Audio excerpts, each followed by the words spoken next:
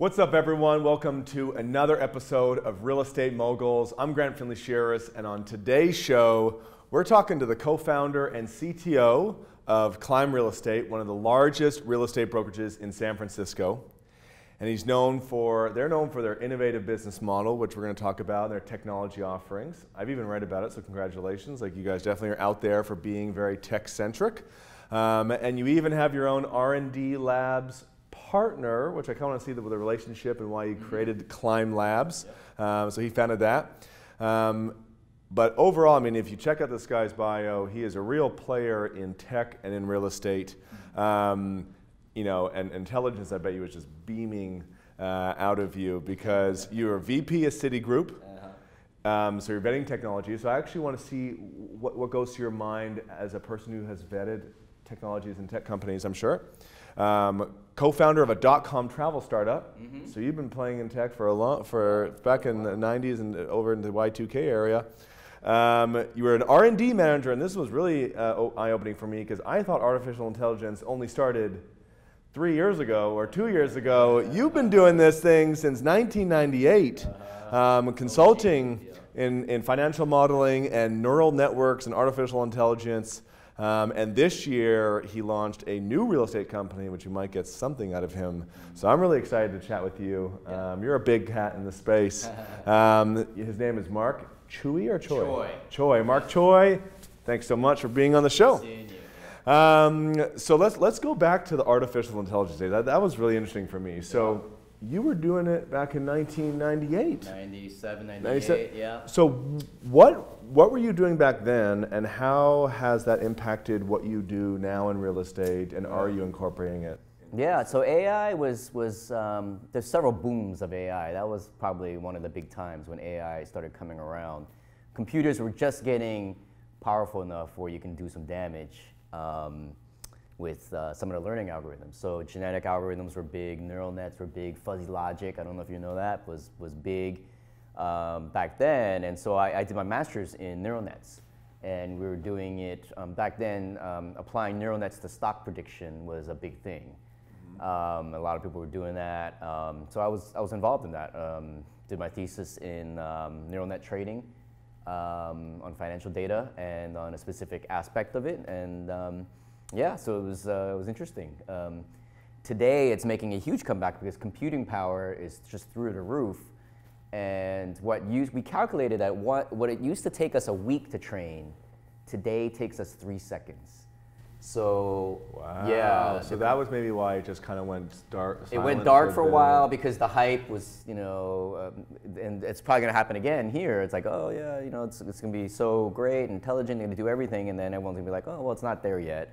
But then it's going to do its thing in the background and then rear its head again. But it's obviously getting to a point where it's very clear the power of computers and what it's going to do to every industry, right? Yeah. So, yeah. Is quantum computing or yeah, I'm not even talking about quantum computing. Yeah. You know, that's a whole nother realm of physics. But because that for power, right? Like I mean, it's going to be nuts, right? It's just things instantly calculated, and it's going to be like, who can even figure out what that's going to look like? Are you leveraging AI right now in real estate? Yeah, I mean, you know, we played with it, we dabbled with it. We were doing chatbots, we were doing image recognition, and playing around with a lot of different things. Chatbots was the first thing that we were interested in, and using natural language processing to speed up the flows of you know, data queries and things like that. I think AI has some way to go in the real estate side of things, but you know, where it's been big is in predictive analytics, right? The companies like First.io and SmartZip and people like that. SmartZip we've been playing around forever, but we're involved very heavily with First.io, and they basically what they do is they analyze your contacts and they see and tell you who's most likely to sell, and they do that through predictive analytics. They see in the data their behavior, and they'll be able to tell you what's the likelihood of that person to sell, and they'll surface that in your address book in your CRM. Now, what I love about it is it saves everyone time, because CRMs are, I feel, a problem in today's business, I never liked a CRM that it's hard to find a good CRM because there's so much manual intervention that's required by the user, and you have to stick to discipline and making your calls and following up and your plans, but most humans can't do that, right? It's very difficult for a human to stay on a plan and regimented. You ask anyone trying to diet or stay on a workout plan, it's very tough. So First.io turns it on its head. It looks at your data and tells you who is going to sell with a reasonably good degree of accuracy. And so it saves you a ton of time, and it comes to you, so it's different. So it's just prior, so you're using First.io right now? Yeah, we're trying it right now. Mm-hmm. Now, with these new tech companies that come out, is it like, I'm really excited about what this is, but this is still rough around the edges, and whether you're going to figure this out or someone else is going to figure this out, when you think about what's really needed in this CRM predictive analytics space, what is some of the stuff that you're hoping some tech company or maybe you can build? Well, I think really the holy grail for me is, I think CRMs need to evolve into something where the CRM is just your address book, right? And in your address book, it tells you everything you need to know about these people. You can do it today. If you just Googled, our names, you can find out everything about me or you just on Google alone. And I'm not even talking about sites where you can buy the data, where I can find things about like your credit score, your credit history, what kind of car you drive, your income, who you're married to, who your kids are, maybe things like how many homes you own, that's for sure, that's an easy one. Your income, and all kinds of things, right? So that needs to just be in your address book or in your social network or something. So LinkedIn needs to transform to that. I know they're heading in that direction. Facebook does it, but they do it for themselves. They do it to sell ads. So it's gonna come to a point where, you shortcut the whole needing to do research on someone, and it's just surfaced for you. You just know, right? Okay. Yeah. So you could see that coming a mile away, right? Do you think that the information that is out there about the majority of people out there? I mean, we're business people, so there's a lot of information about us on the internet. But for the regular person who's just an employee somewhere and has a family and their kids and they have their 9-to-5 life and they have their hobbies and interests, is there really the data out there that you can aggregate, put into a CRM, and that it reduces the need for me to have a lot of conversation with you face-to-face, on the phone, through chat, in order to actually get to know you really deeply? Well, obviously there's this, the more you're online and the more you're out there, the more data they're going to have on you. But like, for example, they don't have a lot of data on my kids, for example, right? But, as you start getting a credit, as you start having user accounts, as you start connecting yourself to social, your data footprint starts increasing, and it increases exponentially, right? You get your first job, you buy a car, you start searching on homes. I mean, the stuff that's out there is all out there. Someone's just got to put the pieces together. And that's why we love companies like First.io that are really ambitious in doing that. Do you think that they still have some ways to go in some area that you're hoping that they can, or some company can? Well, buyers, First.io is a seller product, so buyers would be great to see.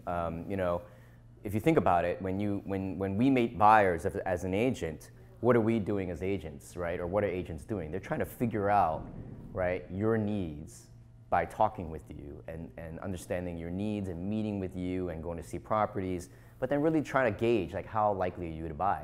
And there are telltale signs, like how serious you are in searching, have you gotten pre-approved yet, what's your current situation, did you get a job or did you leave a job, or are you selling a home, so it's like stuff that you need to ask somebody this question and then make a determination in your gut and your brain. That can be done with a computer today, right? The computer would just know, just from the data, like, hey, he left a job. And we know because of LinkedIn or whatever service.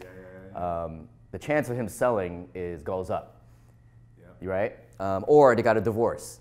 The chance of them selling went up through the roof, right? So, but why humans are needed and why salespeople are needed today is because that data is not easily available to people.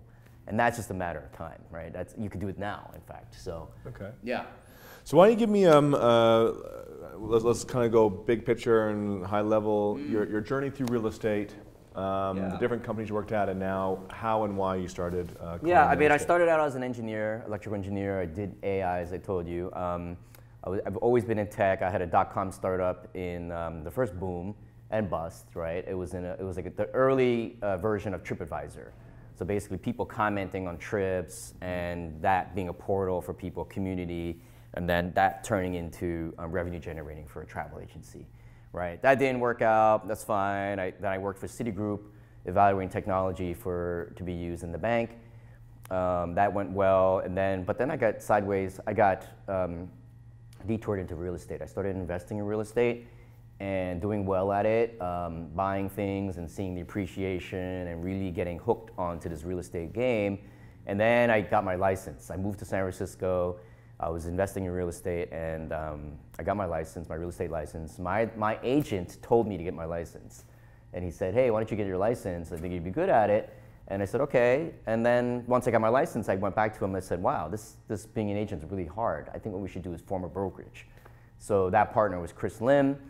And we started Climb together back in 2010 in San Francisco, in downtown San Francisco. Yeah. We saw downtown San Francisco, Soma in particular, in South Beach, was a burgeoning area of growth and where the city decided that they were going to build a lot of housing. It's where all the high-rise density, high new construction was going to be and is concentrated. And I said, wow, we should form a brokerage here, down in this district. And so fast forward 10 years later, well, we started in 2010. We sold the company, we built the company, and we built it to one of the largest brokerages in the city and in the Bay Area and in the country. And we were known for innovation, not just in tech adoption and in our ideas, but also our marketing. Our marketing was very innovative, was very groundbreaking. You know, we had it all put together, right? The marketing. Yeah, how so? So tell me some of the things that you think were really innovative. Yeah, you know, just our branding was very new. It was very untraditional. It was very millennial, they would say, right? And it was very, the brand, you know, it was just genius. It was from Chris Lim. He did the brand, and you know, we borrowed ideas from other industries and really packaged it together to fit into real estate. And it was a very individualistic brand. It's a very sexy brand. It's a very forward brand. And it was something that hadn't been seen in, you know, among the other traditional brands in a long time, right, or ever. And so we made a name for ourselves. One of our things that we did the best, or we adopted a lot from the tech industry. So we opened a co-working office. Right, we opened an office that had no desks. I mean, not no desks, no assigned desks. And people could just sit, and this was a long time ago. I mean, this was like 2010 when the idea was really just taking hold. You know, we did that, and then we had a mobile office, right? Food trucks were all the rage back in the day, and we were like, wow, this is a great idea. I think we should, how are we gonna do this for real estate? So my partner had the idea of let's buy an Airstream, trick it out, and then we could roll the Airstream around as a mobile office. And the idea would be we would get branding, press, and advertising just through our presence with the Airstream, showing up at a neighborhood or showing up at some event, showing up at an open house, and turn that into a mobile presence for Climb. And that became our mobile office. And that was a big marketing hit as well. We formed Climb Labs as a way to, I know you're going to get to this, but I thought it would be a good segue. Because we were getting hit up by a lot of vendors and startups and tech people who wanted to get validation on their products. And they wanted to get users, early users, and they wanted to get our feedback, like, hey, are we doing this right? What else can we do? So, you know, then I formed Climb Labs to be kind of an early incubator of products and startup ideas, and not just our ideas, but also you know, from other companies out there who had ideas. And they could have been new ideas, or they could have been you know, companies that are pretty established, but they're trying to get adoption within the industry and get our feedback. Now you have it as, you call it a partner. Now is it just a department inside the real estate company, or is it two different companies? No, it's not a separate company. It's essentially a department within Climb, and then so it's not a separate company. I was wondering about the structure and Yeah. Of it, and if you would separate it, and why you might, and yeah, I mean the plans are evolving for Climb Labs. Climb was purchased 2 years ago by NRT and Realogy, and they announced that there's going to be a franchise, right, a nationwide franchise. So they're going to franchise Climb nationwide, which we're very excited about.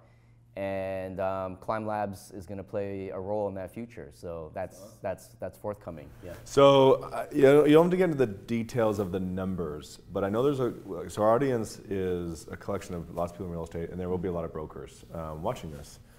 So you got your firm acquired by NRT. Yeah. Describe that process. Again, don't go to the numbers unless you want to. I love it. But the negotiation process and how it was structured and what was in it for you, what was in it for them. That maybe other brokers could learn from. So when we first started the brokerage, we had a vision and said, like, look, nobody's attacking this area or addressing this market area. I think we should try to dominate this segment, and I think if we dominate this segment, we could be a really, this was in the back of my mind, we could be an acquisition target for somebody that wants to come into the segment.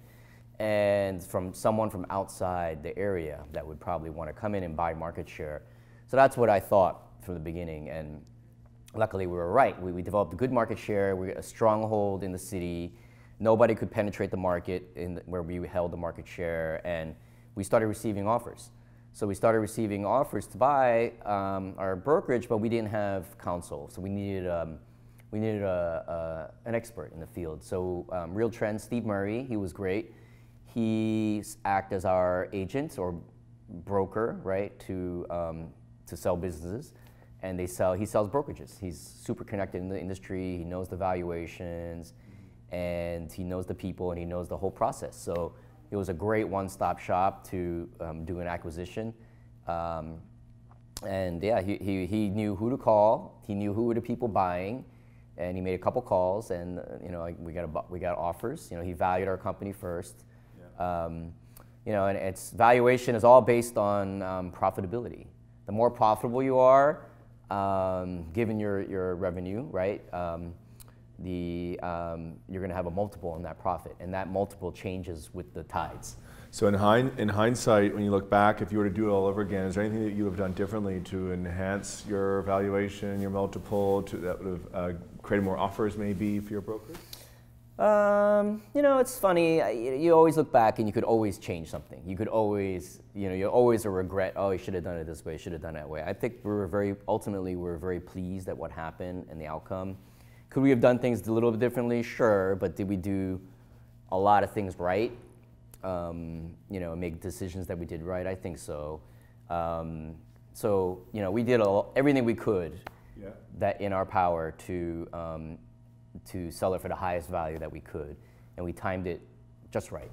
So then maybe there's brokers who aren't maybe doing it so well. Like, any advice that you have to brokers, like, hey, if your goal is to build a brokerage that will then get acquired, here are some fundamentals of things you guys got to think about. One, you said focus on profitability. Yeah. What are the things that lead to that?